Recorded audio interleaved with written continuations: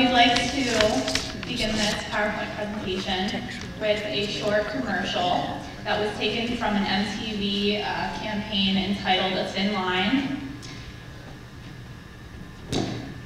And this was a campaign developed to empower individuals to identify, respond to, and stop the spread of digital abuse in the lives of individuals and amongst their peers. This campaign, as well as this meeting, is built on the understanding that there's a thin line between what may begin as a harmless, consensual, and mutual interaction and something that can turn into a much more serious situation. So this short commercial will show just how far sexting can go. What's up, everybody? It's Rachel Sex.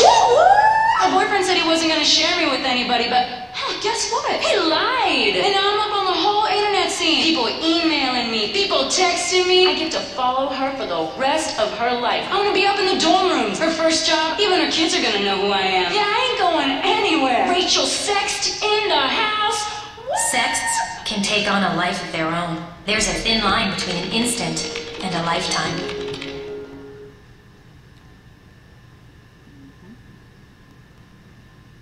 So as you can see, this is something that isn't just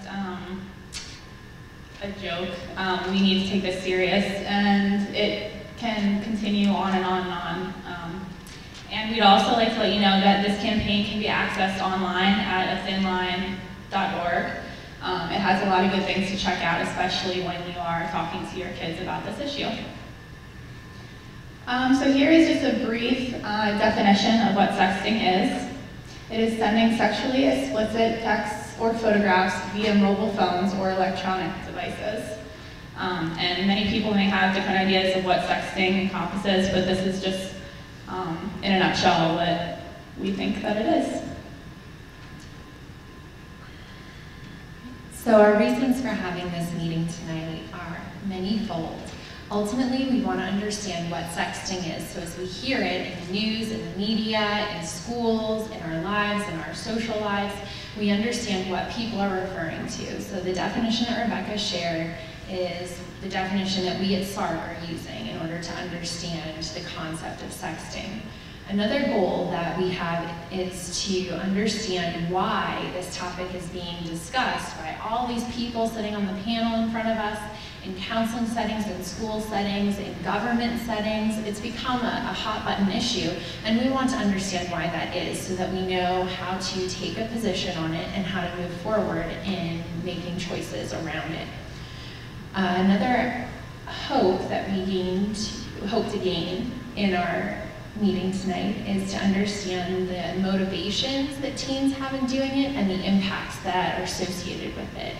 And ultimately, we hope that parents, educators, caregivers, and peers who are here tonight can walk away with an understanding of how to help people to understand what it means to sext and how to move forward or make decisions and educate your children based on this idea and how the most appropriate ways that are going to work in your family to do that. So more than anything this evening, we hope that parents, educators will have a chance to walk away knowing more than they knew before and feel comfortable having these conversations with their youths. Okay. And how we've come to understand it at SARCC is that sexting can be understood on a scale or a continuum of risk. And that's something that we come to understand many things based on. There's not a black and white with just about any issue that we come across. So we're trying to figure out what is socially acceptable versus socially unacceptable and where different people fall in the realm of the law. That's why we have so many legal and government representatives here tonight, and to try and explain why it's an issue to be discussed. Okay, we do this with many things. We try to learn where and how we can draw the line, and that's something that we at SARCC had to come to an understanding of. Drawing a line is something we do with everything from determining when someone is an adult. As you can see, we're going to use this idea of a continuum.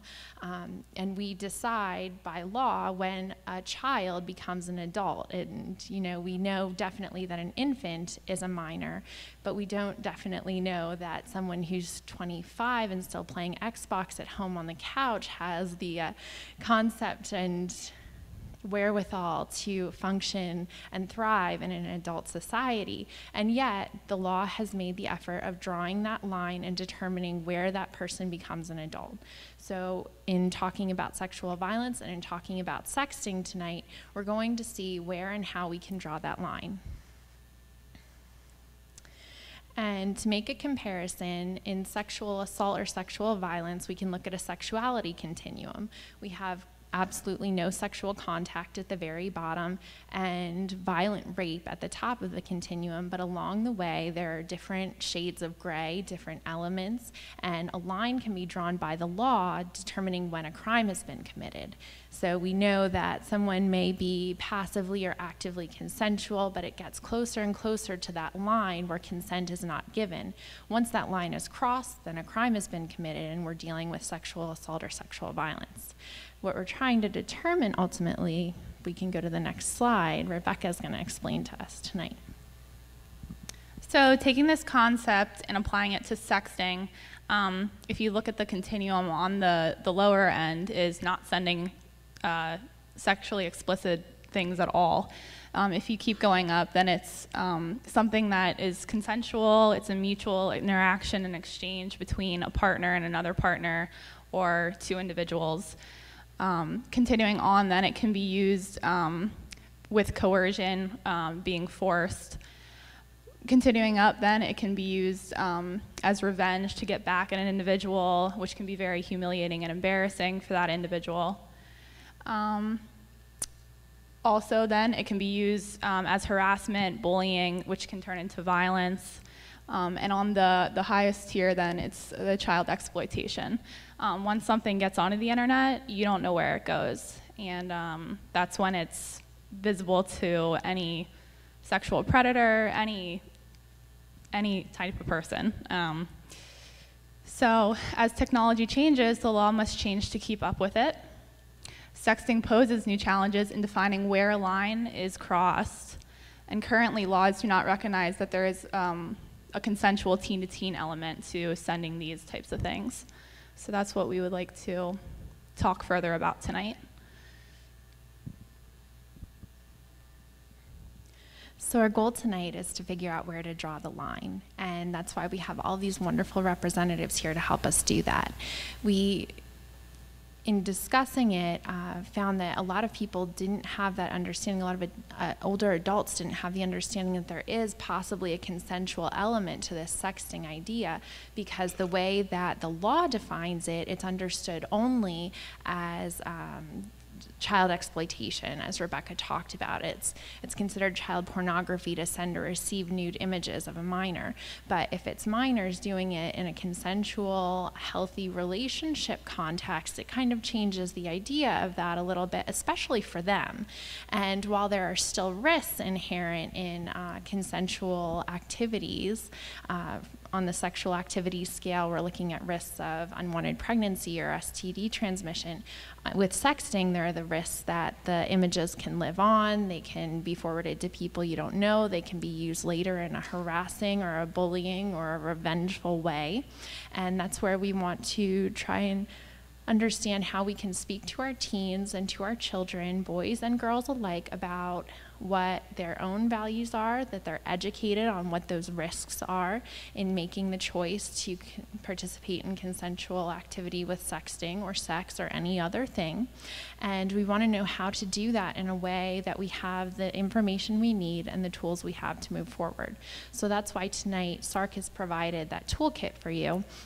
And we'll explore where we lie individually and family and societally in terms of drawing the line and determining what an appropriate reaction to this concept could be. Okay.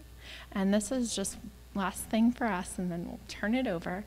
We want to remind all the parents, educators, caregivers in the audience that this is a very real thing for teens and for children. It's their